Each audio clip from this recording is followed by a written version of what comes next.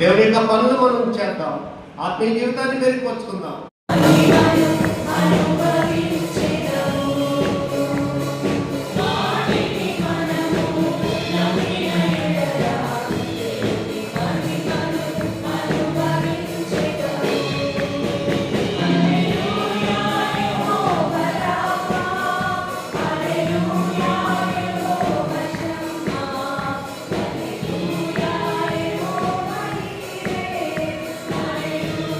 దేవుని యొక్క పనులు మనం చేద్దాం, ఆత్మీయ జీవితాన్ని మెరుగుపరుచుకుందాం.